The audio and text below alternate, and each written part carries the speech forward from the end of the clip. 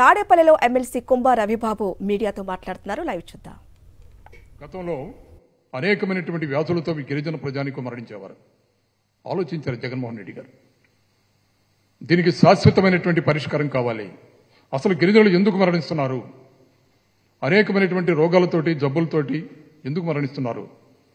దీనికి శాశ్వతమైనటువంటి పరిష్కారం కావాలని ప్రధానమైనటువంటి గిరిజన ప్రాంతమైనటువంటి పాడేరులో మెడికల్ కాలేజీతో పాటు దాదాపు 500 కోట్ల రూపాయలతోటి మెడికల్ కాలేజీతో పాటు రీసెర్చ్ ఇన్స్టిట్యూట్ను కూడా ప్రవేశపెట్టినటువంటి ఘనత ఇవాళ జగన్మోహన్ రెడ్డి గారిది. మెడికల్ కాలేజీ పనులు సర్వేగంగా జరుగుతున్నాయి. బహుశా ఈ నెలలోనో వచ్చే నెలలోనో దాన్ని ఇనాగ్రేట్ చేసుకునే కార్యక్రమం కూడా జరుగుతుంది.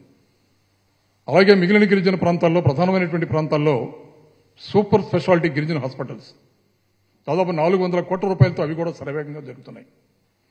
అలాగే ట్రైబల్ యూనివర్సిటీ విజయనగరం జిల్లాలో దాదాపు 562 ఎకరాల్లో 834 కోట్ల రూపాయలతోటి సెంట్రల్ ట్రైబల్ యూనివర్సిటీ సర్వేగంగా పనులు జరుగుతున్నాయి. ఇవాళ ఎవరు చేశారు ఇవన్నీ కూడా?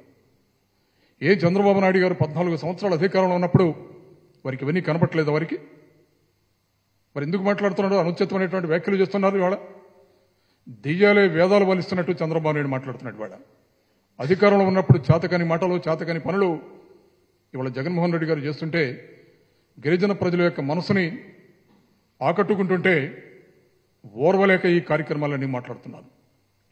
ఇవాళ నాడు నేడు దాదాపు 37,000 ప్రాథమిక పాఠశాలలు రాష్ట్రంలో 12,000 కోట్ల రూపాయలతోటి ప్రైవేట్ కాలేజీలకి ధీటుగా స్కూల్స్ ఉండాలి, ప్రైవేట్ స్కూల్స్కి ధీటుగా ప్రభుత్వ పాఠశాలలు ఉండాలని ఎంత పెద్ద స్థాయిలో భారతదేశ చరిత్రలో దాదాపు 75 సంవత్సరాల చరిత్రలో ఏ ప్రభుత్వం చేయలేనటువంటి అద్భుతమైనటువంటి కార్యక్రమం ఈ కార్యక్రమం ఇవాళ జగన్మోహన్ రెడ్డి గారు చేస్తున్నారు. ఇవాళ దానివల్ల ఇవాళ క్వాలిటీ ఇన్ఫ్రాస్ట్రక్చర్ వచ్చింది, క్వాలిటీ ఎడ్యుకేషన్ ఇవాళ ఎవరైతే గ్రామాల్లో ఉన్నటువంటి పేద ప్రజానీకం వాళ్ళందరికీ ఆ బిడ్డలకు అందుతుంది. ఇవాళ దానిలో మరో అడుగు ముందుకు వేశారు ఇవాళ జగన్మోహన్ రెడ్డి గారు. ఇవాళ క్వాలిటీ ఎడ్యుకేషనే కాదు, ప్రాథమిక స్థాయిలో ప్రపంచ పరిజ్ఞానానికి సంబంధించినటువంటి విజ్ఞానవంతులు కూడా ఈ బిడ్డల్లో ఉన్నటువంటి తెలివితేటలు జిజ్ఞాస బయటికి రావాలి.